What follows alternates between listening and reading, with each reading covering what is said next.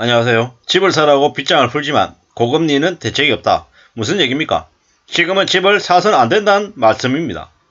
이게 언론 뉴스 제목에서도 우리한테 여실히 드러나고 있다라고 봐야 되겠습니다. 아무리 윤석열 정부가 집을 사라고 부추기고 여러가지 혜택을 제공해준다 한들, 대출을 푼다 한들 금리가 높아져 있는 걸 이걸 당장 낮출 수는 없다라는 겁니다. 우리가 잘 알고 있다시피 11월 24일 날 한국은행은 기준금리를 0.5% 올립니다. 3.5를 만듭니다. 왜냐? 미국이 현재 4.0이기 때문입니다. 미국은 12월 달에도 0.75% 올린다. 이렇게 보는 게 낫습니다. 12월 달에는 한국이 금리 관련한 결정회의가 없습니다. 그렇기 때문에 12월 달이 되면 미국은 4.75, 한국은 3.5, 간격이 1.25% 납니다. 2023년 1월 되면요. 한국은행이 0.5%또 올려야죠. 그래서 4.0을 만들어놔야 미국이 또 2월 달에 0.5% 올려가지고 5.25 될 때 한국과 미국의 금리 격차가 또 줄어듭니다. 3월 달에 미국은 또 올립니다. 5.25에서 5.75로요. 그러면요. 한국이 또 안 올릴까요? 올려야죠. 이렇게 생각하면 2023년 1분기만 해도 무려 한국은 5% 가까이 3.0, 3.5, 4.0, 4.5 이렇게 빨리 올려야 됩니다. 안 그러면 한미금리 격차가 벌어져서 달러 유출이 매우 심해져서 한국이 신용등급이 하락하거나 매우 어려운 상황에 놓일 수 있기 때문입니다. 이러한 상황이기 때문에 사람들이 집을 지금 살려고 해도 살 수가 없는 상황이라는 겁니다. 아무리 언론에서 두드러대고 또 게스레이 같은 유튜브나 전문가라고 하는 놈들이 나와가지고 집을 사라고 분위기를 조장을 해도 지금은 너무 많이 올라있다는 겁니다. 노도강에 말하면 전부 다 10억이었죠. 원래 2억이고 3억이면 됐던 지역의 아파트 가격이 지금도 많이 내려왔다 그러지만 그래도 8억이란 8억 5천 이 정도죠. 심하죠. 여전히 심합니다. 지금 현재 떨어진 가격에서 반토막이 나도 된다라고 생각할 정도인 거죠. 이런 상황이기 때문에 지금 집을 사라고 아무리 뜯어내본들 윤석열 정부가 아무리 그렇게 얘기해본들 쉽게 집을 사는 분위기로 전환될 것 같지는 않습니다. 그동안에 저금리 때문에 너무 빚을 우습게 생각하고 흥청망청거리고 집을 사고 주식을 하고 했던 애들이 벌써 지금 비명을 지르고 있죠. 금리가 감당이 안 된다고 난립니다. 이런 상황인데 무식하게 무모하게 지금 상황에서 빚을 내가지고 집을 산다고요? 그럴 수 없습니다. 앞으로 최소 2, 3년간은 부동산 시장 관련해서는 거래 절벽이 더욱더 심해질 겁니다. 경매 시장에도 사람들이 없어질 거고요. 이러한 상황이 아마 계속된다라고 봐야 되겠습니다. 지금 정부는 어떤 생각을 하고 있을까요? 지금은 금리를 대폭 올려서 유동성을 대폭 줄여서 답이 없는 기업들, 답이 없는 개인들이 무너질 때까지 어쩔 수 없이 허리띠를 쫄라매라고 요구할 겁니다. 긴축 분위기를 계속 만들어낼 겁니다. 그리고 난 다음에 그들이 다 무너지고 몰락해서 정리가 되고 나면 다시 이제 화폐 총량을 늘리겠죠. 화폐 총량 늘리고 분양시장에서는 떴다방 불러가지고 또 줄 세우기 다시 하고 분위기를 다시 만들 겁니다. 떴다방이 몰린다? 줄 세기가 시작된다. 이러면 어떻게 생각하면 되겠습니까? 분위기를 다시 띄우는구나.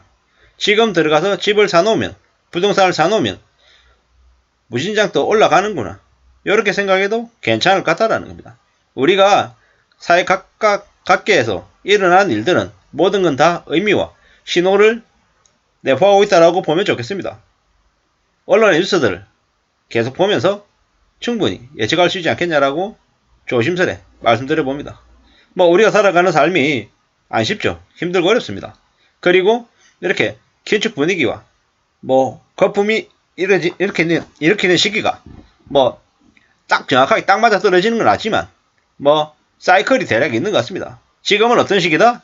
불황의 초입에 들어간다. 긴축 시작이다. 이렇게 보면 맞겠고요. 이런 시기가 또 한 4, 5년이 지나고 나면 또 나중에는 또 다시 거품을 일으켜서 또 우상향으로 올라가게끔 또 만든다는 거죠. 지금은 전 세계가 어려운 시기입니다. 영국이라고 하는 나라가 한 달에 무려 10% 넘게 외화가 줄어들었다고 하죠. 한국도 한 4%인가 줄었다라고 뉴스를 본 것 같습니다. 그 정도로 지금 상황이 안 좋습니다. 한국이 괜찮다 괜찮다 별일 없다라고 얘기하는 말은 절대로 믿어서는 안 됩니다. 왜 믿습니까? 안 괜찮기 때문입니다. 뭐 서울의 경기에 4곳을 제외하고 전국 규제 지역을 해제됩니다. 뭐 대폭 풀면 어떻습니까? 집을 사라는 시그널이지만 금리가 높아서 효과가 없다라는 겁니다. 뭐 집값이 하락하고 거래가 급감하면서 실수요자들의 정상적인 주택 거래마저 어려워지고 있다. 정상적인 주택 거래가 어려워집니까? 아니면은 정상적인 거래가 여전히 아닙니까? 여전히 뭐 비싼 가격으로 올리니까 누가 삽니까? 잠실의 아파트 뭐 20억 하다가 뭐 겨우 뭐 18억 해놨다고 17억 해놨다고 삽니까? 안 사죠. 한때 그 지역은 7억 8억 9억 했던 곳이라는 거죠. 너도강은요 2, 3억 하던 거 10억 만들었다가 만 8억 됐다고 사라 그럼 삽니까? 7억 5천 7억 9천에 금매라고 얘기하면 사람들이 쳐다봅니까? 안 쳐다보죠. 이게 현실이라는 겁니다. 뭐 웬만한 지역은 전부 다 뭐 15억 만들어 놓고 5억짜리를 15억 만들고 7억짜리를 20억 만들어 놨는데 누가 삽니까? 살 수도 없고요. 예. 뭐 말도 안 되는 가격에 매매가 계속 있는데 또 전세가는요. 전세가대로 계속 떨어지고 있죠. 전월세가 줄어들고 있습니다. 뭐 그러다 보니까 어떻습니까? 안 쉽죠. 안 쉽습니다. 뭐 팍팍팍 뭐 올라가고 또 여러 가지 뭐 길들이 열리면 좋겠지만 그런 일 잘 없다라는 거죠. 아 이번 잠깐만 좀 견디면은 뭐 다음에 또 나아질 수 있는 확 올라가는 그런 시기가 오냐 안 오냐 금방 안 온다라는 겁니다. 지금부터 부동산 거래 절벽은 3년 4년 5년 될 것이고 또 그 이후에 다시 또 거품을 일으켜서 올라가는데도 또 그 정도 시간이 걸린다라는 거죠. 다르게 얘기하면 앞으로 4, 5년간은 한국의 경기 침체가 확실하다. 그리고 나머지 또 그 이후에 또 한 4, 5년은 또 다시 분위기를 띄워서 온갖 거품들을 또 만들어서 사람들을 또 희망에 차게 또 열심히 탐욕을 부리게끔 만들 거다라는 거죠. 이게 현실이기 때문에 정신을 바짝 차려야겠습니다. 버블이 심해지면 그 버블의 거품은 언제든지 꺼질 수 있다라고 봐야 되겠습니다.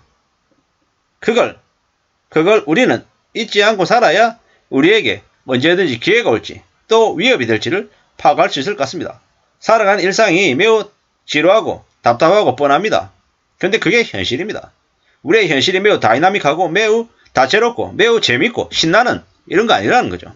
지루하고 답답하고 뻔합니다. 근데 그런 중간중간 우리는 아주 작은 즐거움을 작은 행복을 느끼며 살죠. 근데 빚을 지면은 그런 작은 즐거움, 행복, 일상 이런 것들이 쓰나미처럼 다 날아간다라는 거죠. 이미 감당 못할 빚을 진 사람들이 답이 없이 궁지로 내몰고 있습니다. 그런 시기에 지금 집을 사라고 아무리 신호를 내본들 사람들이 고금리 때문에 집을 사지 않는다라는 게 이게 현실임을 잊지 말아야 될 것 같습니다. 이상입니다.